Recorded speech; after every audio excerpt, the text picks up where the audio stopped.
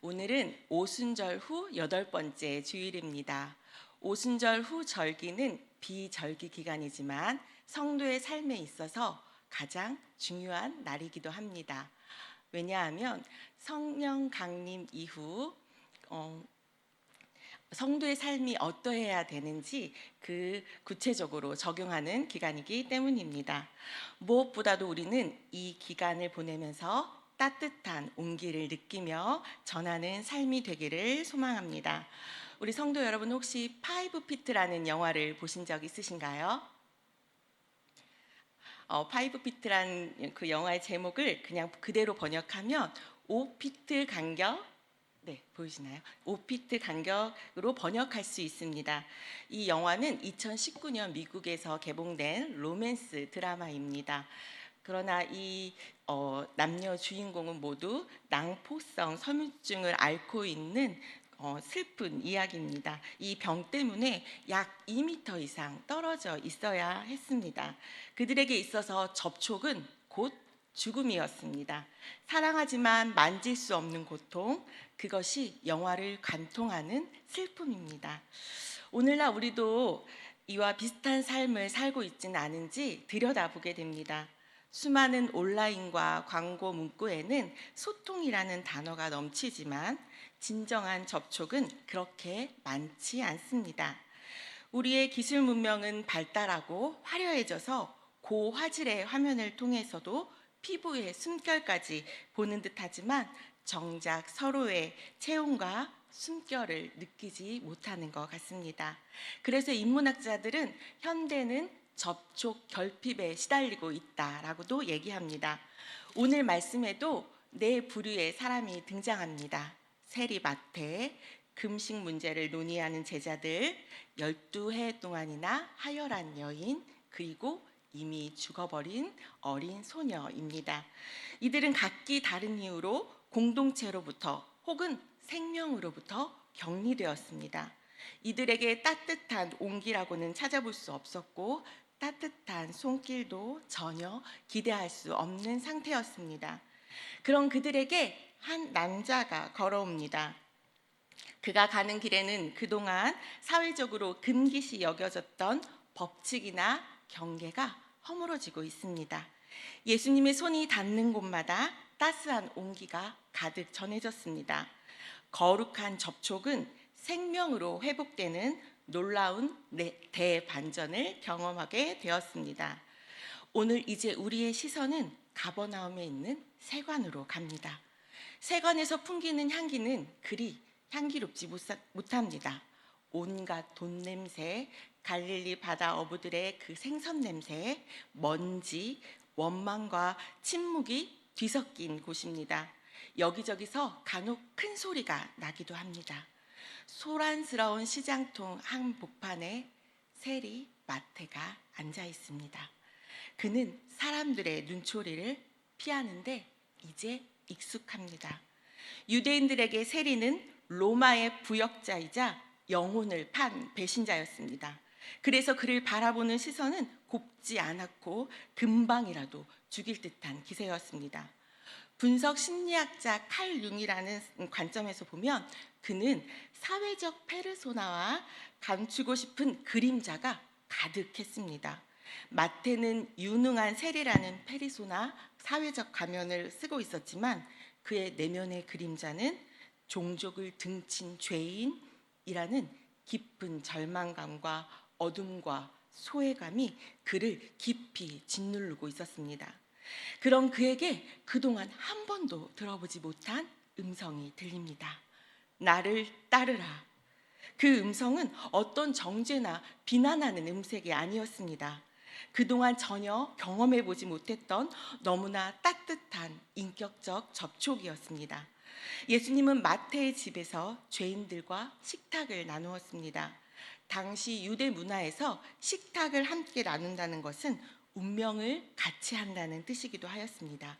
이런 운명을 선언이라도 하듯 9장 13절에서 예수님께서는 내가 의인을 부르러 온 것이 아니라 죄인을 부르러 왔노라 말씀하십니다. 이 식탁은 바로 유대인들이 그토록 경멸하는 부정한 사람들과의 접촉이었고 부정한 식탁이었습니다. 그런데 놀라운 점은 거룩하지 못하고 혐오와 갈라치기가 가득한 그 식탁을 예수님께서는 인격적 부름과 따뜻한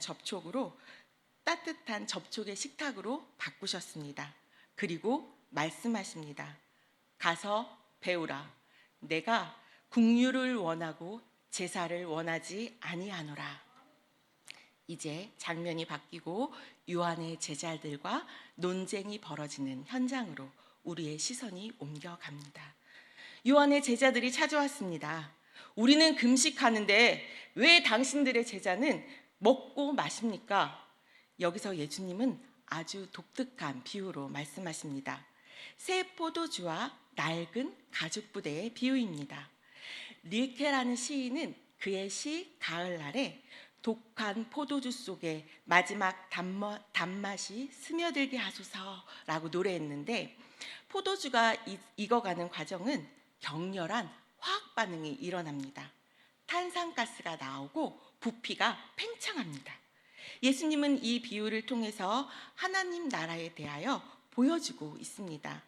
하나님 나라는 계속해서 팽창하고 살아 움직이는 생명의 에너지입니다. 낡은 가죽 부대로는 도저히 담아낼 수 없습니다. 낡은 가죽 부대는 우리의 기존에 형성된 가치관을 말합니다. 묽은 관습과 관행, 그리고 자신만의 기준과 법칙입니다. 우리의 고집스러움입니다. 유대인에게 있어서 이 고정관념은 남을 정죄하는 율법주의였고 경직된 종교적 형식이었습니다. 놀라운 점은 예수님의 그 따스한 접촉은 낡은 가죽 부대를 찢어지게 한다는 사실입니다. 이처럼 복음은 사람의 낡은 관습을 깨트립니다. 나의 고집스러웠던 아집을 무너뜨리고 새로운 포도주로 태어나게 합니다. 생각의 틀을 바꾸게 합니다. 브레네 브라운이라는 사람은 마음 가면에서 진정한 변화는 자신의 취약성을 인정하고 낡은 방어 기제를 버릴 때 시작된다라고 얘기합니다. 예수님은 오늘 우리에게 낡은 종교의 옷을 벗고 생명의 역동성에 몸을 맡기라고 도전하십니다. 자, 이제 무대는 먼지 날리는 길거리에서 차갑게 식어버린 한 가정집으로 옮겨집니다. 회당장 야이로의 집입니다. 그는 유대 사회의 지도자였고 존경받는 인물이었습니다. 하지만 지금 그의 지위나 명예는 아무런 쓸모가 없습니다. 방금 전 그의 전부였던 그의 12살 된 어린 딸이 마지막 깊은 숨을 몰아쉬고 눈을 감았기 때문입니다. 꽃도 피우기 전에 저버린 생명 앞에서 아비의 마음은 이미 가루가 되어 흘러내렸습니다. 집안은 이미 아수라장입니다. 당시 유대 전통에 따라 고용된 피리 부는 자들이 날카롭고 구슬픈 가락을 연주하고 직업적인 애국꾼들이 가슴을 치며 찢어지는 듯한 통곡 소리를 냅니다. 슬픔과 절망이 뒤덮된 이 괴괴한 소음들이 좁은 방 안을 가득 채우며 고막을 찢어질 듯 울려 퍼집니다. 죽음 그 조용한 고요와 침묵 속에는 언제나 시끄러움과 혼란스러움이 함께합니다. 우리는 흔히 죽음을 영원한 안식, 고요함이라고 생각합니다. 하지만 실제 죽음의 현장은 남겨진 자들의 상실감과 두려움이 만들어낸 시끄러운 혼란과 아우성으로 가득 찹니다. 그것은 이제 정말 끝났다라는 절망이 질러대는 비명이었습니다. 그때 예수님은 그 지독한 환란 속으로 절망의 소음 한복판으로 거침없이 걸어 들어가십니다. 그리고 아수라장을 향해 단호하게 손을 저으시며 파격적인 선언을 하십니다. 물러가라. 이 소녀가 죽은 것이 아니라 잔다.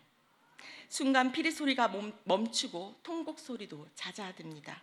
그러나 이내 냉소적인 비웃음이 터져 나옵니다. 사람들은 비아냥거립니다. 숨이 멎고 몸이 차갑게 식었는데 무슨 소리를 하는 건지, 우리가 바본 줄 아는 건지 예수님을 비난합니다. 그들의 눈에 소녀는 의심할지 여지없는 심정지 상태, 즉 죽음이었습니다. 사람들은 비웃었습니다. 하지만 예수님은 지금 인류가 가진 죽음의 개념을 완전히 재정의하고 계십니다. 사람들은 소녀를 다시는 돌아올 수 없는 소멸, 완벽한 끝이라는 절망의 프레임에 갇힌 시신으로 보았습니다. 그러나 예수님은 깨어날 것을 전제로 하는 잠이라는 새로운 프레임으로 소녀를 바라보고 계십니다. 모든 것이 끝난 마침표가 아니라 잠시 쉬는 쉼표로 보신 것입니다. 예수님은 죽음이라는 절망적인 상황에서 잠이라는 새로운 의미를 부여하십니다. 예수님의 관점에서는 죽음조차 잠시 멈춘 상태일 뿐이었습니다. 자, 이제 또다시 장면이 바뀌어 관리의 집으로 다니시던 중 흙먼지 날리는 길 위에 허리가 굽어진 한 여인을 만나게 됩니다. 이 여인은 12년 동안이나 하혈을 하던 여인이었습니다. 그 여인은 종교적으로 부정한 여인입니다. 어느 누구와도 접촉을 해서는 안 되는 사람이었습니다.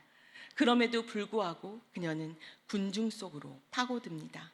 그리고 아무도 모르게 그동안 그토록 소망했던, 갈망했던 떨리는 손으로 예수님의 옷수를 만집니다. 그분의 겉옷만 만져도 내가 구원을 받겠지. 이것은 미신적인 행위가 아니라 자신의 온 존재를 건 도약이었습니다. 여인은 예수님의 옷자락을 만진 후 이제야 안도의 숨을 내쉽니다. 이제야 됐다. 아무도 모르겠지. 그 순간 예수님은 가시던 길을 잠시 멈추십니다.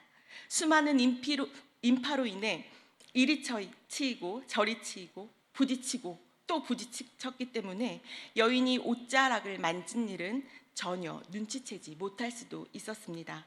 그러나 예수님은 여인에게로 향하였고 그 시선은 여인에게 고정되었습니다. 여인의 심장은 멎는 줄 알았습니다. 혹시 뭐가 잘못된 건가? 순간적인 찰나에 수만 가지 생각이 스쳤습니다. 그런데 의외의 음성이 들려옵니다. 딸아, 안심하라. 이 음성은 너무나 부드러운 음성이었습니다. 여인은 부드러운 접촉을 경험하게 되었습니다. 어쩌면 그녀는 12년 동안 이름 대신 부정한 여자로 불렸을지 모르겠습니다. 따스한 눈길보다는 얼음장처럼 차가운 시선, 냉대하는 시선이었고 면도날처럼 날카로운 음성이 그녀의 마음을 더욱 깊이 후벼 팠을 것입니다. 그런데 예수님은 그런 여자를 딸아라고 부르셨습니다. 그뿐만 아니라 내 믿음이 너를 구원하였다라고 선언까지 하셨습니다. 익명의 존재가 이름이 불려진 존재가 되었고 슬픔과 절망 속에서 빛을 보지 못하고 살았던 여인이 이제 딸이라는 가족의 신분으로 회복되었습니다. 이것이 바로 복음입니다. 자, 이제 다시 소녀의 방으로 이동합니다. 바로 전까지 피를 소리와 곡소리가 가득했던 곳이지만 이제 더 이상 소란하지 않습니다. 예수님은 비웃던 사람들을 모두 밖으로 내보내셨습니다. 이제 방 안에는 오직 무거운 정적만 흐릅니다. 방 안의 공기는 차갑습니다. 침상 위에 누워있는 12살 소녀의 피부는 이미 핏기가 사라져 창백한 대리석 같습니다. 죽음은 생명이 떠난 자리에 차가움이라는 흔적을 남깁니다. 그 누구도 그 차가운 시신에 손을 대려 하지 않습니다. 그것은 공포이자 종교적인 부정함이기 때문입니다. 레위기 11장과 21장의 율법은 엄격하게 경고합니다. 주검을 만지는 자는 부정하리라. 율법의 세계에서 부정함은 전염병과도 같습니다. 죽음을 만지면 나도 죽음의 영역에 들어갑니다. 거룩을 지키기 위해서는 죽음으로부터 도망쳐야 합니다. 그런데 예수님은 한 걸음 더 다가가십니다. 그리고 주저없이 그 아이의 차가운 손을 잡으십니다. 이때 놀라운 거룩의 역설이 일어납니다. 세상의 논리는 더러운 것이 깨끗한 것을 오염시키지만 하늘의 논리는 빛이 어둠을 집어삼킵니다. 예수의 손이 소녀의 손에 닿는 순간 거룩한 스파크가 일어납니다. 예수님의 체온이 그 뜨거운 생명의 온기가 얼음장 같은 소녀의 혈관 속으로 역류하기 시작합니다. 부정이 예수님께 옮기는 게 아니라 예수님의 압도적인 생명력이 죽음을 밀어내고 소녀의 몸속으로 침투합니다. 예수님의 거룩이, 예수님의 생명이 소녀에게 전이됩니다. 예수님께서 손을 잡으시자 소녀가 일어납니다. 소녀의 눈꺼풀이 떨리고 멈췄던 심장이 다시 박동합니다. 성경은 짧고 강력하게 기록합니다. 소녀가 일어나는지라. 여기서 사용된 단어 에게이로는 단순히 아침에 잠에서 깨어나 일어났다는 것을 의미하지 않습니다. 이 단어는 훗날 사도들이 예수의 부활을 선포할 때 사용했던 그 단어입니다. 마태복음 28장 6절에서 그가 여기 계시지 않고 살아나셨느니라 라고 기록하고 있습니다. 지금 소녀가 일어난 것은 잠시 기절했다가 깨어난 게 아닙니다. 이것은 죽음이라는 거대한 중력을 거슬러 하늘의 생명으로 다시 세워진 부활의 예고편입니다. 예수님의 손길이 닿는 곳마다 죽음의 잠은 부활의 기상으로 바뀝니다. 도스토예프스키 그의 대작 카라마조프가의 형제들에서는 지옥에 대해 이렇게 얘기합니다. 지옥이란 무엇인가? 그것은 더 이상 사랑할 수 없다는 고통이다. 죽음이 왜 지옥입니까? 그것은 더 이상 만질 수 없고 더 이상 사랑을 전할 수 없는 완벽한 단절이기 때문입니다. 죽음은 사랑의 접촉이 끊어진 차가운 심연입니다. 하지만 예수님은 그 지옥 같은 단절을 깨뜨리셨습니다. 시공간을 초월한 사랑의 손을 뻗어 죽음이라는 심연 건너편에 있던 소녀의 손을 잡아채셨습니다. 끊어졌던 사랑의 고리를 자신의 손으로 직접 다시 이으신 것입니다. 이것은 2000년 전 유대의 한 마을에서 일어난 해프닝이 아닙니다. 오늘 우리에게 던지는 선언입니다. 어떤 죽음 같은 절망도 예수님의 손길이 닿으면 잠이 되고 그분의 에게이로라는 명령 앞에는 부활이 됩니다. 사랑하는 성도 여러분, 거룩한 접촉은 생명을 회복시킵니다. 주님의 그 따뜻한 손길이 머무는 곳에 치유와 회복의 역사가 있습니다. 오늘 주님은 우리에게도 말씀하십니다. 딸아, 아들아, 안심하라. 그리고 우리의 손을 꼭 잡아주시면서 선언하십니다. 내 믿음이 너를 구원하였느니라. 우리는 우리의 시선을 지금도 따스한 접촉으로 우리에게 다가오시는 주님께로 돌려야 합니다. 그리고 사회적 가면을 벗고 혈루증 여인처럼 수치심을 뚫고 관리처럼 죽음의 공포를 뚫고 주님의 옷수를 향해 손을 뻗을 수 있어야 합니다. 그 거룩한 접촉이 우리의 영혼에 닿는 순간 멈춰있던 생명의 피가 다시 돌고 차가웠던 심장이 다시 뛰기 시작할 것입니다. 우리 주님은 이렇게 우리를 치유하시기를 원합니다. 그리고 우리를 다시 쇠간으로 파송하십니다. 길 위로 파송하십니다. 예수님과의 거룩한 접촉을 경험했던 마태는 이제 이전의 마태가 아니었습니다. 어두운 그림자에 가둬져 있던 사람이 아닙니다. 오히려 그들에게 손을 먼저 내미는 거룩한 손길이 되었습니다. 이제 우리도 마찬가지로 거룩한 제자가 되어야 합니다. 그러므로 가정과 일터에서 거룩한 전염을 일으키는 손길이 되어야 합니다. 비난받고 소외되는 이들에게 식탁을 내어주고 고독한 이들의 옷술이 되어주고 절망하는 이들에게 따뜻한 손길로 그 차가워진 손을 잡아주는 삶이 되어야 합니다. 이것이 바로 성령 받고 사명자로 파송을 받은 그리스도인의 삶입니다. 한 주간 주님의 삶 속에서 매일의 삶 속에서 거룩한 접촉으로 영혼을 살리고 주님의 거룩을 전염시키는 복된 성도의 삶이 되시기를 소망합니다. 기도하십니다. 사랑과 은혜가 풍성하신 하나님 아버지, 오늘 마태복음의 말씀을 통해 죄인을 부르시고 병든 자를 고치시며 죽은 자를 일으키시는 예수 그리스도의 권능과 그 뜨거운 사랑을 보게 하시니 감사합니다. 주님, 우리는 때로 세관에 앉아 있는 마태처럼 세상의 가치관에 얽매여 고립되어 있었고 율법의 낡은 부대에 갇혀 정죄하기에 바빴으며 12해를 앓는 여인처럼 말 못할 상처와 수치심 속에 살아가고 있었음을 고백합니다. 때로는 회당장의 딸처럼 우리의 소중한 꿈과 일상이 죽음과도 같은 절망의 소음 속에 파묻혀 있을 때도 있었습니다. 자비로우신 주님, 이 시간 우리에게 찾아와 주시옵소서. 두려움과 수치심의 가면을 벗고 주님의 옷자락을 붙잡는 간절한 믿음을 우리에게 허락하여 주시옵소서. 세상의 비웃음과 절망의 소란을 뚫고 다가오시는 주님의 손을 바라보게 하옵소서. 딸아, 아들아, 안심하라 말씀하시는 주님의 세미한 음성을 듣게 하시고 우리의 차갑게 식어버린 심령과 무너진 일상 위에 주님의 따뜻하고 거룩한 손길이 닿게 하여 주시옵소서.